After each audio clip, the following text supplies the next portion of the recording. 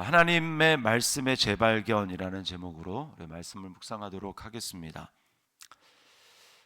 이제 역대하랑 열왕기랑 약간 이제 관점이 다르다고 말씀을 드렸는데, 이 열왕기의 관점에서는 이제 유다의 왕을 통틀어서 다윗의 길로 행했다라고 평가를 받는 왕은 딱 3명밖에 없습니다. 다윗, 그리고 히스기야, 그리고 오늘 우리가 읽은 요시야. 요 3명만이 다윗의 길로 행했다. 다윗은 본인이니까 그렇고요. 나머지 왕들은 정직하게는 행하였으나 이렇게 나옵니다. 그리고 이제 더 심하면 이제 이스라엘의 길로 행했다 이렇게 나오죠. 오늘 보니까 이 요시야 왕의 시대에 이제 율법책을 발견했습니다. 14절에 보니까 여호와의 율법책을 발견했다. 그렇게 이야기를 합니다. 그만큼 뭘 얘기를 해주냐면, 지금 성전을 깨끗하게 하는 과정 중에 지금 이제 발견한 거거든요. 그만큼 성전이 오랫동안 방치되어 있다라는 것을 우리에게 보여주는 것입니다. 그러니까 이제 요시야 앞에 므낫세가 55년, 그리고 아들 이제 아몬이 2년, 그리고 요시야가 바로 이제 율법책을 찾은 것도 아니고 요시야 18년 만에 율법책을 찾았다라고 기록이 되어 있습니다. 그러니까 75년 동안 두 세대가 넘는 시대죠. 하나님의 말씀이 들려지지 않았다라는 것을 우리가 알 수 있습니다. 율법의 말씀에 의하면 왕이 되면 왕은 율법의 등사본, 이 이제 복사본이죠. 그것을 자기 앞에 두고 늘 읽어야 된다라고 기록을 하고 있습니다. 신명기 17장 18절 19절입니다.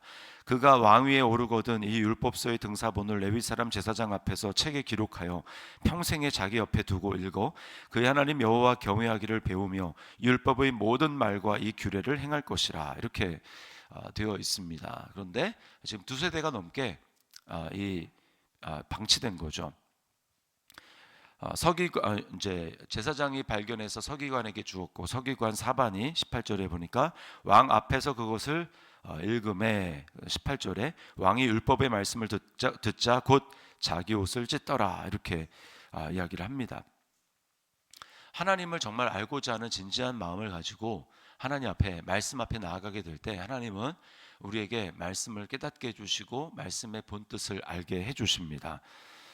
디모데후서 3장 16절 우리가 잘 아는 말씀에 모든 성경은 하나님의 감동으로 된 것으로 교훈과 책망과 바르게 함과 의로 교육하기에 유익하다라고 말씀을 합니다.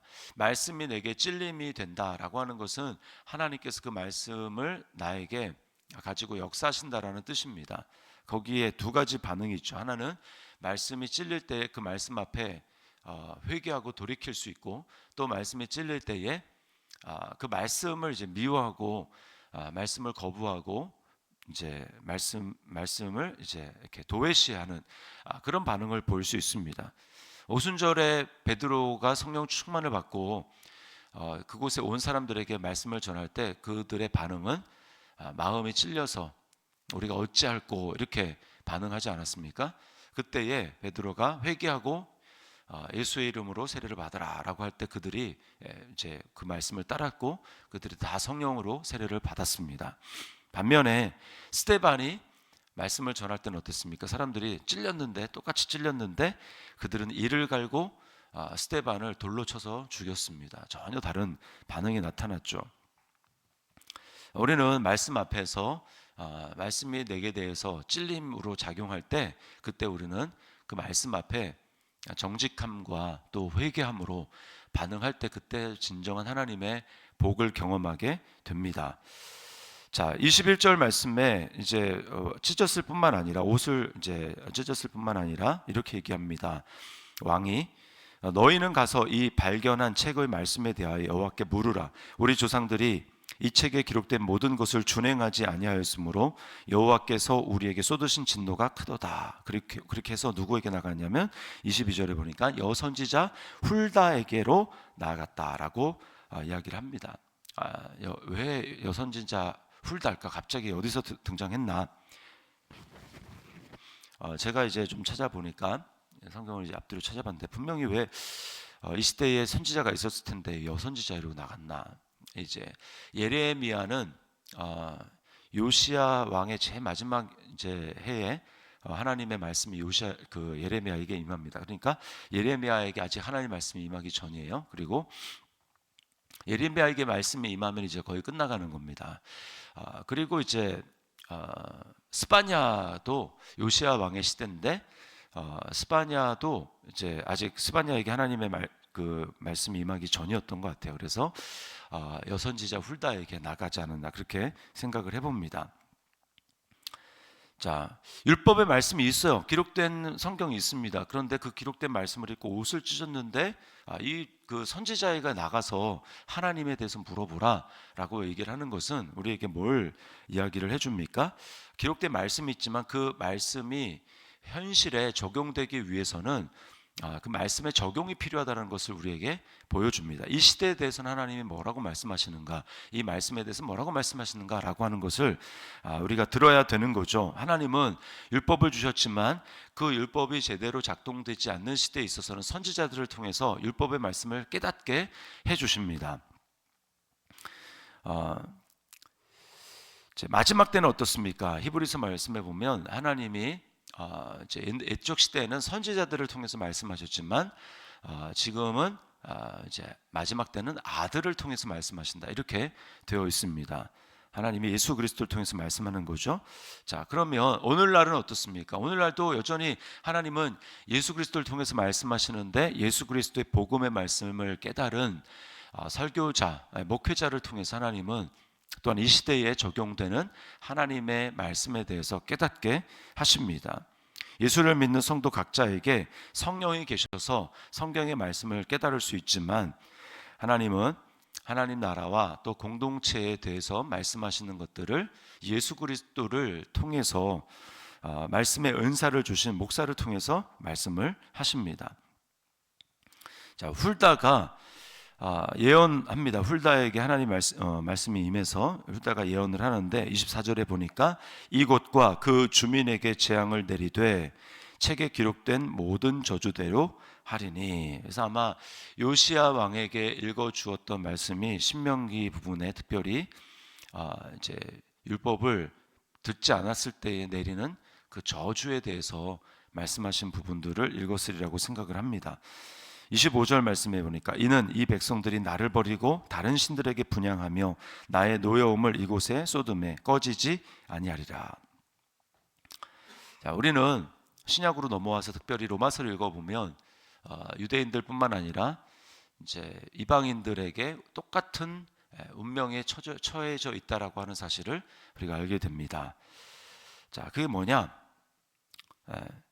진노의 자식이라는 거예요. 한마디로 본질상 진노의 자녀다. 에베소서 2장 3절에 전에는 우리도 다 그 가운데서 우리 육체의 욕심을 따라 지내며 육체와 마음에 원하는 것을 하여 다른 이들과 같이 본질상 진노의 자녀이었더니. 하나님의 말씀을 행하지 않는 모든 사람들에게 하나님의 진노가 임하여 있다라고 성경이 말씀을 합니다. 그래서 하나님이 자기 아들을 보내신 것은 우리가 전도를 할 때 이제 사람들에게 의도는 맞지만 이제 이렇게 불신 지옥 그 말은 맞지만 하나님의 사랑에 대해서 먼저 알려줄 필요가 있습니다. 성경은 신약에 와서 아들을 보내신 것이 세상을 심판하려 하심이 아니라 오히려 우리를 구원하기 위한 하나님의 뜻이라고 말씀을 하고 있지 않습니까? 그래서 하나님의 아들을 보내신 것은 우리에게 쏟아져야 될 본질상 진노의 자녀, 하나님의 말씀과 상관없이 살던 우리를 향한 하나님의 진노를 우리에게 쏟는 것이 아니라 아들에게 다 쏟기 위해서 하나님의 아들을 보내신 거죠. 이사야 53장 5절 말씀에 우리가 잘 아는 말씀입니다. 그가 찔림은 우리의 허물 때문이요 그가 상함은 우리의 죄악 때문이라. 그가 징계를 받음으로 우리는 평화를 누리고 그가 채찍에 맞음으로 우리는 나음을 받았도다. 이 일을 위해서, 이 구원을 위해서 하나님은 자기 아들을 육신을 가진 그 모습으로 사람들과 똑같이 되어서 인자로 우리에게 보내셨습니다.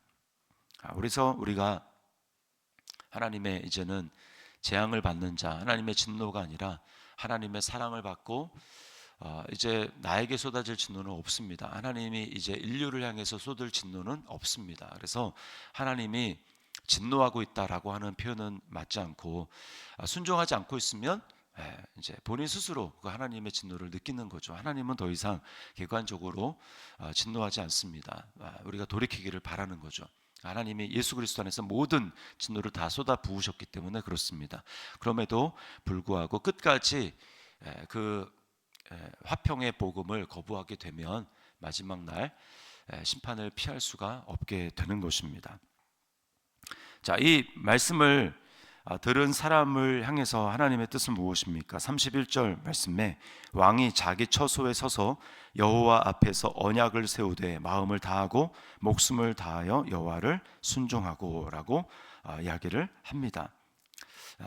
우리가 하나님의 말씀을 순종할 때 그리스도 안에서 하나님 말씀에 순종한다라는 것은 더 이상 하나님이 나에 대해서 진노할까, 하나님이 나를 징계하시지는 않을까라고 하는 이 두려움 때문에 하나님의 말씀에 순종하는 것이 아니라 예수 그리스도 안에서 하나님의 진노를, 나 대신 모든 진노를 아들에게 쏟으신 그 하나님의 사랑에 대해서 이제는 영원히 하나님의 진노가 다 떠나지 않았습니까? 그렇죠?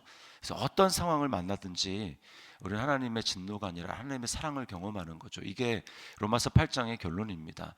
확신하노니라고 하면서 다른 어떤 피조물이라도 우리에게 대한 하나님의 사랑에서 끊을 수 없다라고 하는 게 결론이죠. 우리는 하나님의 사랑, 어떤 환경을 만나든지 어떤 고난과 어떤 어려운 상황을 만나든지 거기서 하나님의 무서움을 느끼는 것이 아니라 하나님의 사랑을 경험하는 것입니다. 우리가 순종하게 될 때 어떻습니까?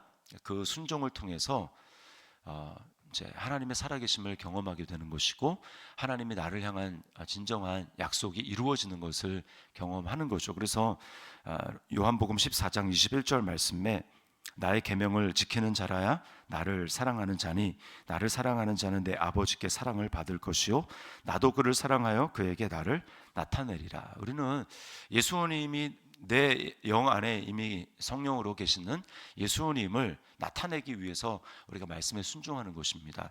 말씀에 순종할 때 나타나는 것, 주님이 나타나는 것입니다.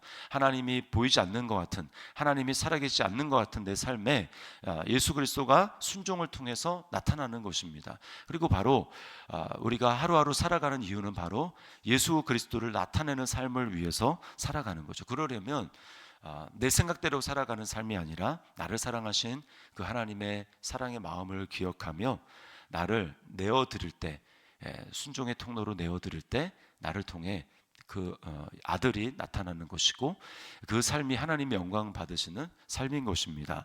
오늘 율법책을 발견한 이 요시아와 이스라엘 백성들의 모습을 기억하면서 우리도 우리에게 주신 하나님의 말씀을 재발견하고 하나님을 사랑하는 마음으로 순종하며 나아가는 오늘 한 날이 될 수 있기를 주님의 이름으로 축원합니다.